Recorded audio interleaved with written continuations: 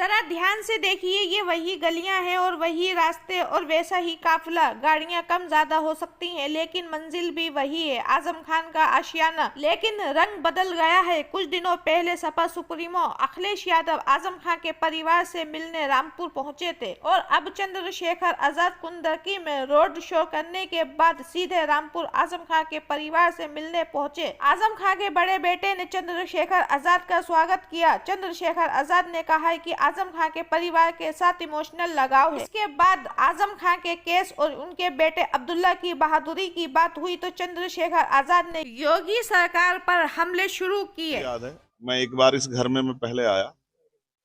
जब मैं आया, मैं उस प्यार को शब्दों में बयान नहीं कर सकता। वो आप सब लोगों ने देखा, जिस तरह एक सरपरस्त अपने सिपाही का हाथ पकड़ के चलता है, वो यहाँ से लेकर मुझे मेरी गाड़ी तक छोड़ने के लिए गए और उन्होंने मुझसे कहा कि मैं हमेशा तुम्हारे साथ हूं।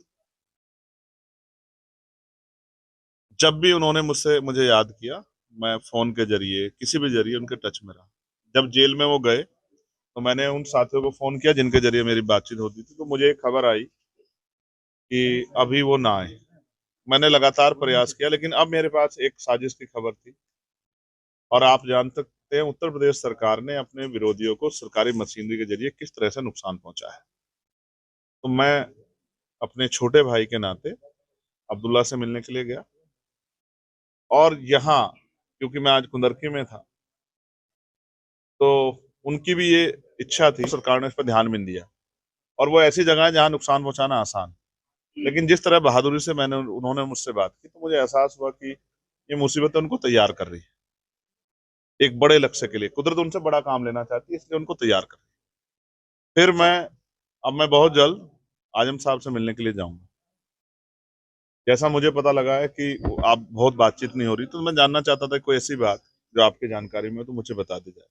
लेकिन मैं आपको आज एक बहुत जिम्मेदार से एक बात कह रहा हूँ। कुछ साजिशें हैं जो की जा रही हैं। मैं साजिश करने वालों को आपके माध्यम से कह रहा हूँ कि खूब जोर लगाओ। कभी कभी ऐसा होता है कि जब ऊपर वाला मेहरबान होता तो गधा पहलवान होता। तो जिनको ये लगता है कि वो साजिश करके नुकसान पहुंचा देंगे, और मैं आपको आज कह रहा हूँ, मैंने उस दिन कहा था हम सरकार की ईंट सेठ बजा देंगे और ये लड़ाई सड़क से लेकर संसद तक लड़ी जाएगी। सेशन चल रहा है, आप देख लेना। मेरा नाम चंद्रशेखर आजाद है। मैं जब किसी बात के लिए जबान देता हूँ तो उसको पूरा करता हूँ। और अगर सरकार इस अपराध में, ना वो मोटरसाइकिल चोरी वाले हैं, ना बकरी चोरी वाले हैं, ना मुर्गी चोरी वाले हैं, ना पायल पजेब चोरी वाले हैं, आप और मैं जानते हैं जो उनके मुकदमों को पड़ेगा वो चक्कर खा के गिर जाएगा कि किस तरह के मुकदमे उन पर लगाए। उनकी एक ही गलती है कि उन्होंने कमजोर वर्गों के बच्चों के पढ़ने का रास्ता, जो बाबा साहब अम्बेडकर हमें दिखा के गए थे कि शिक्षा शेरनी का वो दूध है जो पिएगा वो दहाड़ेगा, उन्होंने एक ये एजुकेशन सेंटर खोला जिसको मैं घूम के आया था। और यहाँ से गरीब का बच्चा भी अमीरों के बच्चों जैसी सुख सुविधा के साथ पढ़ाई ले रहा था, गुणवत्ता वाली पढ़ाई। आपदा का अवसर नहीं ढूंढ रहा हूँ, मैं सिर्फ अपने रिश्ते निभा रहा हूँ। क्योंकि जब मुझे गोली लगी थी तो हजारों गाड़ी लेके ये परिवार मेरे घर पे था। वहां उस छोटे से घर में खड़े होने की जगह नहीं थी, इतने लोग आए थे और उन्होंने मेरा हाथ पकड़ के कहा था घबराना मत, मुसीबतें उन पे आती जिनसे कुदरत ऊपर वाला कुछ काम